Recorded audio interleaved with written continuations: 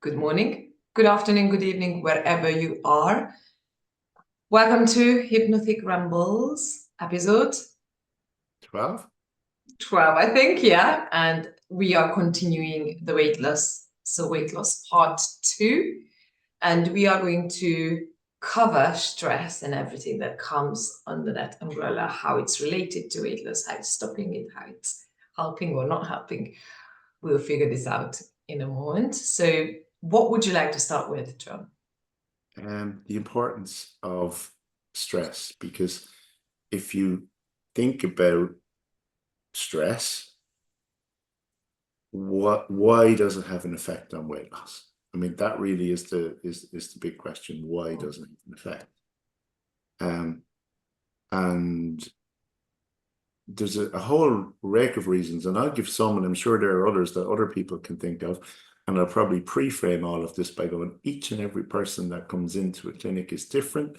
They all have different reasons. They all have different experiences. So there's I suppose, a process that we'd all go through to uncover what those are. And they know what they are. Their mind knows what they are. But so why is stress important? Well, stress is important for a whole load of reasons. I mean, the last one we spoke about beliefs.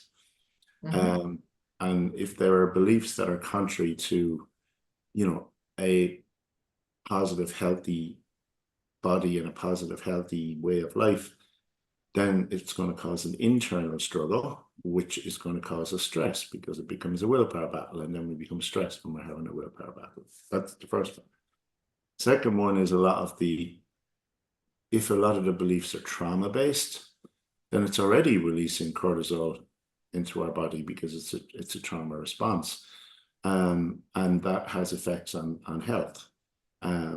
So I think none of us are doctors, so Side note here that this yeah. we all our opinions and but whatever we say is on, based on our own experiences. We are not absolutely doctors. they're based on our own experiences from dealing with this and seeing it kind of every day in the clinic and stuff. But like the research will indicate that kind of 90% medically people believe is the original cause of disease is stress. I mean, it breaks the immune system down. The immune system has to work harder. Stress breaks the body down, I should say.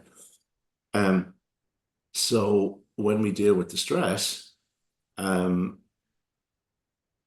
not producing the cortisol. And in my experience, cortisol needs sugar. It likes those foods that we comfort back eat to. So that's what we do to find comfort. And then, of course, the other part of it that immediately pops to mind is the lifestyle that we live. I mean, it can be a very stressful environment, particularly with long commutes to and from work, or, so many things that need to be done. We're working, we're parents, we're partners, we're friends, and we're running around from A to B to C to D. And oftentimes we're just stopping to snack en route because we don't have time.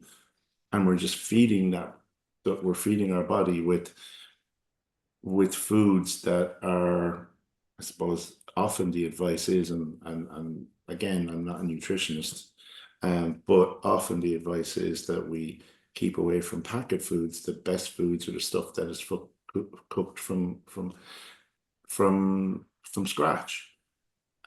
That's hard to do sometimes, particularly when you're urban and you're living a busy lifestyle. Rural, you can be living a busy lifestyle. You don't necessarily have time to do that every day.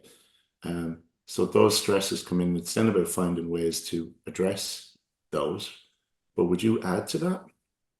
Yeah, well, yes and no. You've covered most of it, but it's about addressing, as you said, to recognize that actually the lifestyle that I'm living is not really beneficial for me when it comes to weight loss and the stress. Because if we are highly stressed, also let's not forget the metabolism slows down, right? And yes, we are craving more sugar, but it's not just the happy hormones that it's giving us, it's also giving us energy, quick energy. Because when we are highly stressed, constantly on the go, we probably don't sleep as well either. And therefore we are more tired, more exhausted, more fatigued. So the body is craving energy.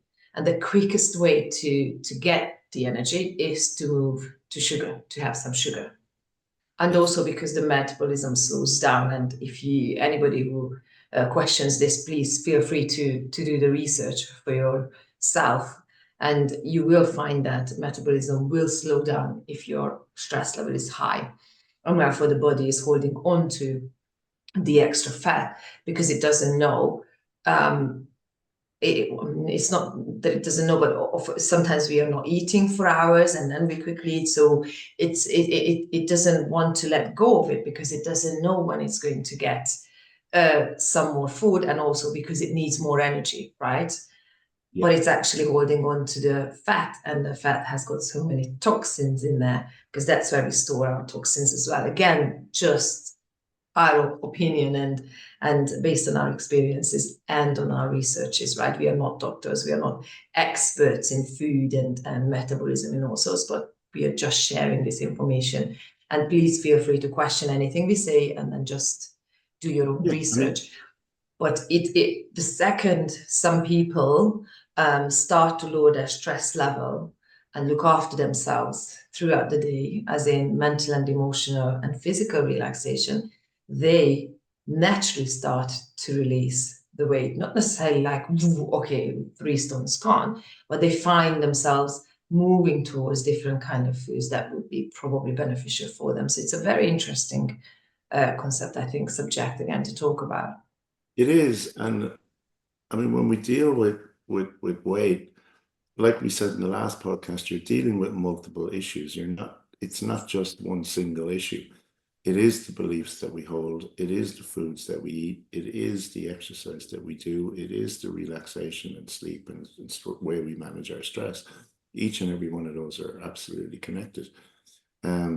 Because as part of any weight journey, metabolism and burning those excess calories is what's important. That's a big part of the process.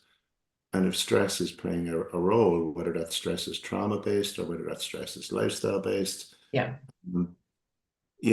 or it's belief-based, but it's not trauma-based. But whatever the reason for it is, the stress levels are high, the cortisol flows, and the body says, I store this, I hold on to it because it serves a purpose, whatever that purpose is. yes. So managing that is the key. I mean, if it's a lifestyle thing, then maybe, a change, a planning or changing a tiny part of your day of having lunches with you or having something in the car healthy that you can snack on is an alternative. That may be an alternative for some people who can actually do that. And pre-organizing lunches or pre-cooking them. Often people would do that. They cook them on a Sunday for the week and just freeze them. Yeah. And then just heat them up as the week goes on. Or, bring them to work with them or whatever the case may be. Because we do live in a convenient society, and convenience allows us to buy food fairly easy. And it's not always the healthy choices that are promoted. So maybe it's taking that little bit of time to find that healthy shop that's nearby instead of the fast food location, or whatever it is. But there's an element of planning that people can do if it's a lifestyle thing. If that's what's causing the stress, yes. The other side of it is something fairly simple.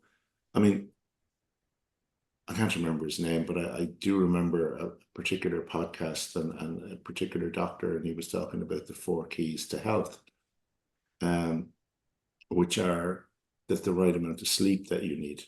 And the right amount is different for everybody now. I'm not suggesting. So different there. We can't just go with 8 hours. No, because I might not need 8 hours, or I might need more.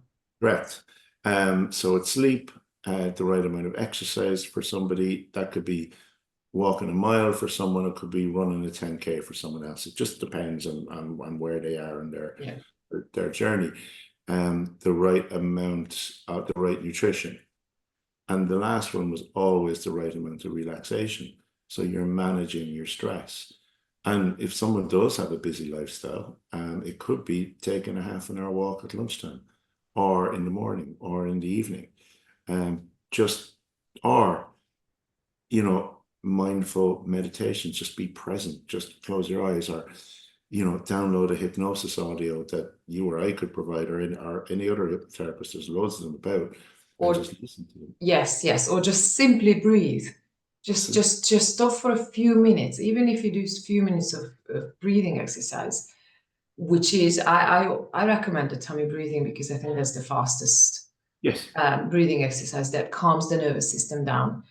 And if you do that, even if it's just once a day, but during the day you find a few minutes to do that, you already set yourself up for a better week or a better day on that day, right? And if you can do that, even for a minute more often, you will find your stress level will go down, and you will choose different food because, and of course, this kind of breathing exercise is always helping in rising the productivity because you're not so overwhelmed, you're not so stressed, so you're not so much in your mind, in your head, you're in your body, so you're calming yourself down.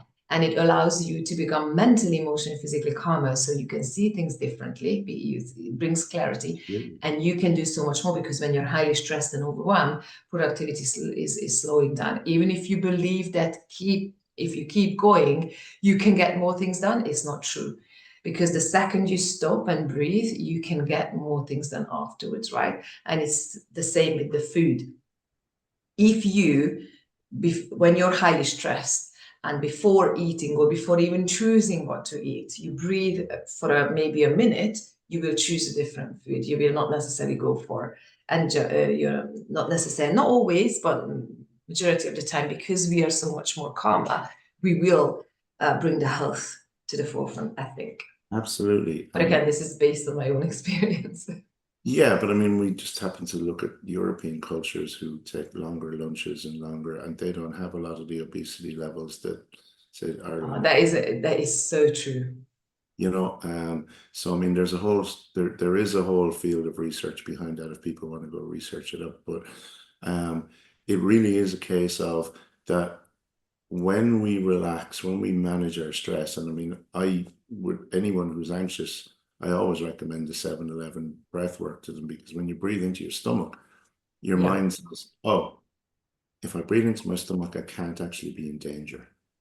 So your nervous system begins to calm down and but the whole thing about that is that you also then start to make more positive food choices, as you said.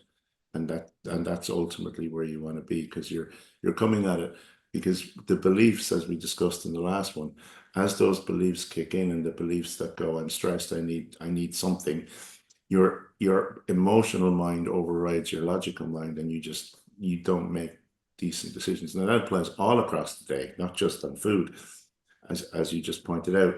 But when we can do it from that logical perspective of a calm, relaxed, it's good for your food choices. It's also really good for your health, because you're not producing stress and the effects on the body. And because cortisol does wear down the cells, and that's what happens with stress. And the immune system has to work harder. And then we're also not igniting our metabolism, which allows us to lose the weight. So true. So true. Because if you do that breathing, any kind of you choose, but including that the tummy breathing, whichever way you want to shape it, it's fine. But the tummy breathing, you stop the pattern. So let's not forget that there are neural pathways that we want to, the new ones that we want to create, and we want to stop the old ones, the old habits, the old behaviors. If you have a habit of going for a chocolate at 10 o'clock in the morning because your energy level goes down, if you do a little bit of breathing before, you stop the pattern, right? You stop every time. And then you will choose maybe something else, go for some, a little bit of healthy option, only if you want to change that, of course. But it can help dramatically. So do you want to add more to the stress, as in lifestyle stress? And I think, well, I don't have too much more to add. I'm sure other people will have other ways of dealing with that. But lifestyle stress is one of those, and often it is just about being in any part of life, actually. When we come at it from a logical perspective, we make better informed choices. And as you pointed out the last time, you know, we know what's right for us, so we know what the right informed choices are for us. It's only allowing us to get into that state. And when we're calm, we're much more likely to make those choices. And if environmental or if lifestyle stress has us rushed, so we're quickly making decisions and they're not always the right decisions for us, and we're getting the evidence in our body or the way we feel, then yeah, it is. For me, it's about planning and it's about being in the moment as much as possible, particularly before you make a decision Oh, about eating food. absolutely. But then there's the other types of stress, the stress that come from beliefs where that cause that willpower thing. And then that produces a stress effect in the body. Or then there's the trauma type responses where stress is a continuous part of everyday life. Um, and that slows metabolism, produces stress in the body, affects long term, it affects health over time. Because it overwhelms us, isn't it? It pressures us. I have to do this. I have to go for that. So that's why we suggested last time, just question everything you believe. Is it really true? Yeah. Is it to my advantage? Is it benefiting? Is it healthy for me? And if not, just have a look. If you change it, what will happen? What will happen if you believe the opposite? Take on the opposite belief, right? And then from here, I think we can move on to the other kind of stress, which is coming from the past, as in trauma. But before we move on to this, we would like to, and which we already have mentioned, that we are not doctors, not psychiatrists, not psychologists. All the information that we are sharing is based on our own learnings, knowledge, experiences with our clients in a clinical setting as well as with ourselves. So let's move into it then. Yeah, I mean, trauma responses are, I mean, they're based on something that happened in the past. And they're something that really traumatizes us. And we still hold those beliefs, and our amygdala is firing off cortisol and adrenaline pretty much all day, or whenever those triggers occur. And it basically floods our body with those stress hormones and those stress chemicals that flow through us. It also pushes us into that state where we don't always make logical decisions. And so we're not in our best frame to make decisions. And as it's weight we're talking about here, then we won't always make those healthy food choices. A lot of that trauma could well be food, can well be our weight, could be a side effect of that trauma, that we want to stay larger so we don't attract attention. Yes. You know, that could be a significant factor, and I've come across that many times. But there are many other ways as well. There are many other reasons that could be the cause of that. That we just don't believe. That someone told us at a young stage we were always fat, or as you mentioned, that the family is heavy boned, or that it's genetics in our family that we're always big. That's a belief that's installed. It's not necessarily a trauma response, but being bullied as a teenager or as a child may well have caused some of that responses. So I just believed that I was fat because that's what I was told, and I still am today. Yeah. And logically, we know that's not true, and we're a long way away from that child that occurred to. And this is just an example. I'm not saying this for everybody, but we're a long way away from that. But yet, it's still an unconscious belief that we hold on to, which we then act upon in our choices, and we don't even do it consciously. It just happens automatically. Automatically, yeah. But that's where once as you pointed out, once people start to look and examine and question, then we can start to see where those beliefs come from, Yeah. or even what they are. Yeah. And they can begin that change, because as we pointed out the last time, once we make that change in the unconscious mind, then there's no willpower battle. Yeah. There is no willpower battle. It actually becomes, you choose from a logical perspective all the time, those foods that are right, that water that's right, that exercise that's right. It becomes a much easier conversation, an Yeah. internal conversation in our heads, that allows for that to happen. And it is about just acknowledging that, yeah, there is something there. Maybe we know what it is, maybe we don't. That's often the case, that people don't actually know what it is, or they thought it was so insignificant that it was never going to be a factor. But when someone goes deep into hypnosis and the cause is found, it's like, oh, I never thought that was going to be the reason. It happens all the time. It's quite amazing. It's for example, I'd like to bring up an example here that I worked with, is when the person believed that they eat a lot, right? And they didn't know how to stop. So it was the amount of food. And it went back to the mother actually said at some point to the child that, you're eating a lot and you're going to put on weight. And it was embarrassing and of course traumatic for that person. But it became a belief that if I eat too much, I will put on weight. But what is too much? we can just question straight away. What is too much? What are we comparing it to?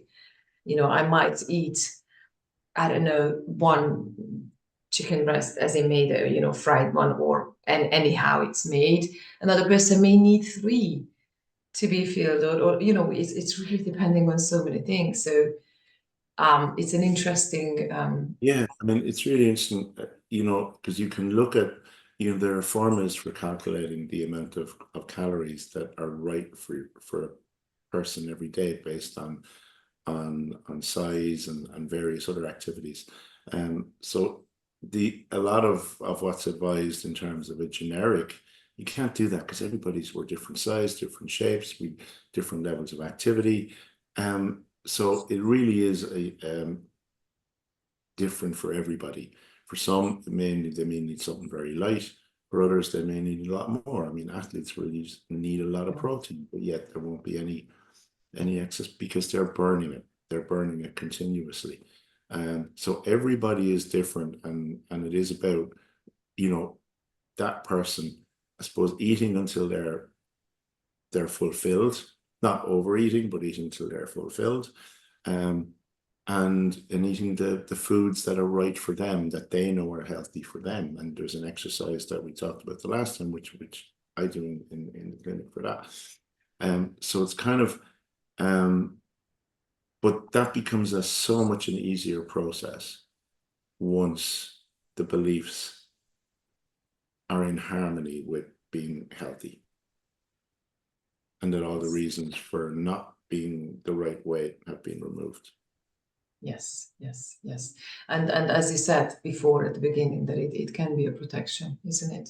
Or it can that extra weight is we are holding on to it, or the mind is holding on to it because it believes that it's a protection from whatever it is. Or it might just believe that it's hard to do this. Yeah. It might just be hard. And sometimes it's about making that desire so attractive that someone's just willing to work at that desire and just continue to do it. It's about reprogramming, because ultimately as hypnotists, that's what we do.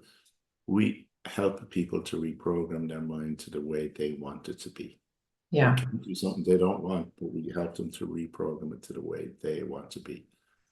And if they want to be healthy, and they don't have any particular traumatic type stuff, but yeah, there's a laziness or there's a belief it's difficult or whatever it is, the mind can be programmed. And I suppose the other side of it is, often when people are overweight, it took a while to put that weight on. It doesn't just drop off just like that. There's a healthy way in which to lose weight, and there's a recommended amount, but there's also what's right for the individual, and the unconscious can make those decisions about what the right rate and speed of losing that weight is. So true.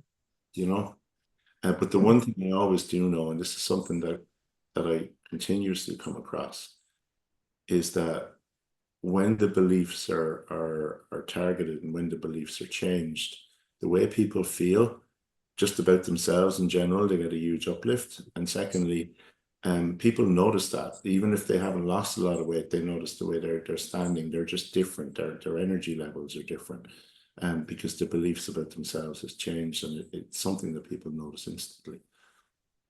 And first, we are going to feel different, right? So we know that we are making the change. Nobody will necessarily see the result, right? It's not showing, but it's about how we feel. Because the second the first time we make a healthier choice, we feel proud, we feel achieved, right? It's an achievement, so we feel good, and it's radiating because it's showing. And then the second time, the third time, and it continues, and then the body will follow. But first, we need to put everything right in the mind: how we see food, how we, or, the beliefs, everything that we already said in the last episode, the last podcast. And there are so many more aspects to it, Yeah, for me at least. I think the best way I could describe this is that if you take a garden and you want to plant some seeds or whatever, you put the right earth and the right fertilizer in the ground. If our body is stress and cortisol and adrenaline flowing through it, that's not the most conducive environment for our body to be in. And we hold on to weight as a consequence. So I will always say feeling good is actually good for your health.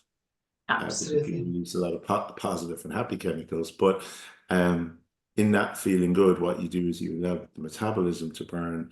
It's good for your health. There's less stress. You have less chance of getting sick. I'm not saying you've no chance of getting sick. I'm saying you have less chance of getting sick. But by targeting the beliefs, we reduce the stress and the effects of stress on the body, which allows the environment for the food choices, the exercise, the sleep, and everything else that goes with it, drinking the water, to have the effect, because you've just created that perfect environment, or a much more conducive environment for weight loss. That's really why I think dealing with the stress is the most important.